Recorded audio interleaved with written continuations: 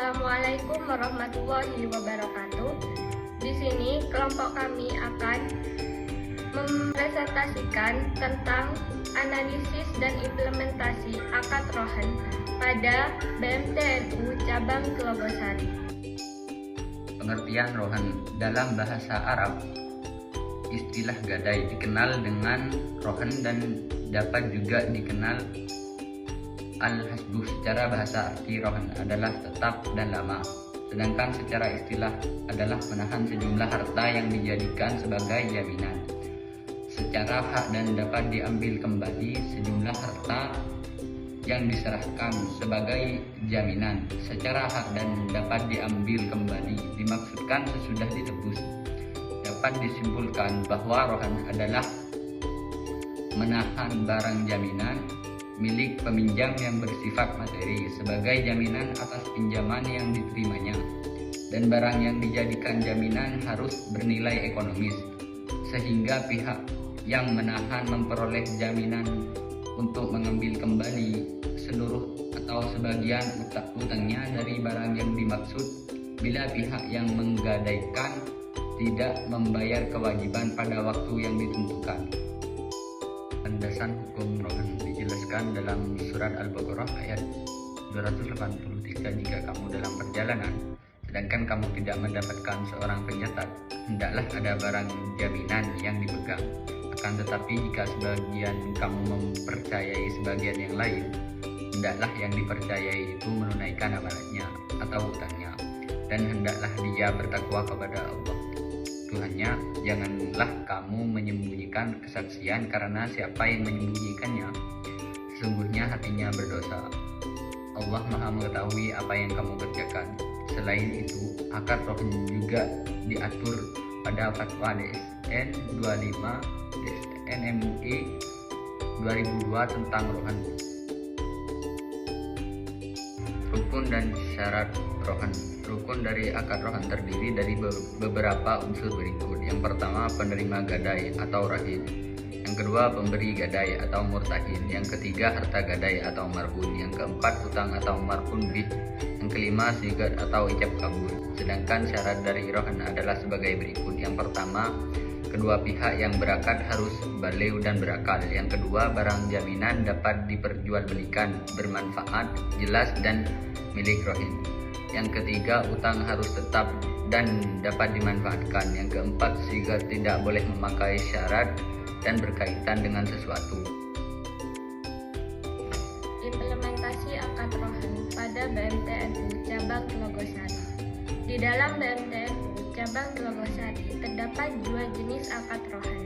Yang pertama yaitu akad rohan dengan jaminan surat-surat berharga dan akad rohan dengan jaminan barang. Pembiayaan dengan menyerahkan barang dan atau bukti kepemilikan barang sebagai tanggungan pinjaman dengan nilai pinjaman maksimal 4 bulan dan diperpanjang maksimal 3 kali. Barang yang diserahkan berupa barang berharga seperti perhiasan emas, alat elektronik, dan lain sebagainya. Biaya taksir dan uji barang ditanggung pemilik barang. BMTNU mendapatkan ujroh atau ongkos penitipan barang setiap harinya sebesar Rp6 untuk setiap kelipatan Rp10.000 dari harga barang. Jika barangnya mengalami kerusakan atau hilang, maka BMTNU berkewajiban mengganti barang tersebut. Dan jika ternyata setelah 4 bulan barang jaminannya tidak ditebus, maka BMTNU dapat melakukan lelang dengan melakukan pemberitahuan terlebih dahulu kepada nasabah. Dengan ketentuan yang pertama, jika hasil penjualan barang terdapat kelebihan uang, maka pihak BMTNU berkewajiban untuk mengembalikan kelebihan uang kepada pemilik barang. Yang kedua yaitu jika penjualan barang terdapat kekurangan atas pembiayaan yang harus dibayar, maka pihak pemilik barang berkewajiban untuk memberikan tambahan uang guna menutupi kekurangan tersebut. Salah satu bentuk jasa pelayanan akad keuangan di BMTNU Telogosari adalah pembiayaan rahan, di mana BNT memberikan pinjaman kepada nasabah yang mengajukan pembiayaan. Namun, nasabah harus memberikan agunan atau barang miliknya yang dapat digadaikan kepada BMT. Barang tersebut akan digunakan oleh BMT apabila sewaktu-waktu nasabah tidak dapat membayar ataupun melunasi kewajibannya. Lalu pada penerapan akad rahan, BMT mendapatkan keuntungan dari biaya pemeliharaan dan penitipan barang jaminan.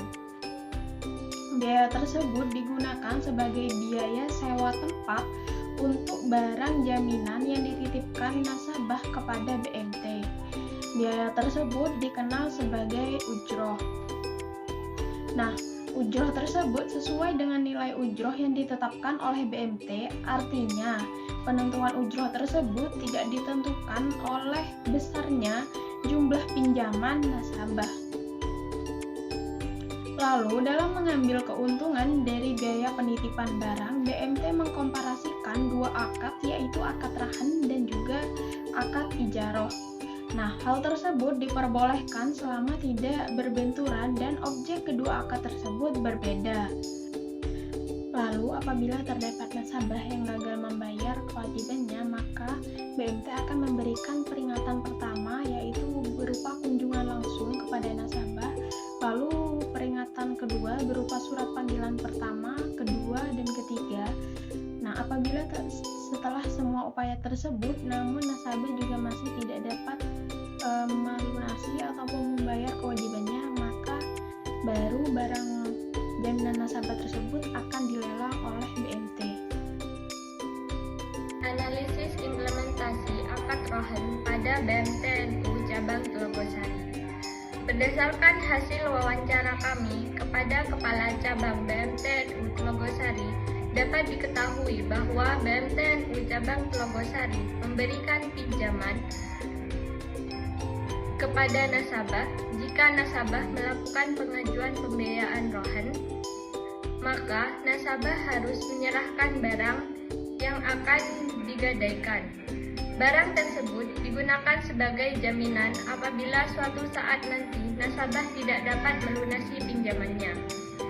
Dalam penerapan akad rohan dapat mengambil keuntungan dari biaya pemeliharaan dan penyimpanan barang, di mana pihak BMT menyediakan tempat untuk menyimpan barang gadai tersebut.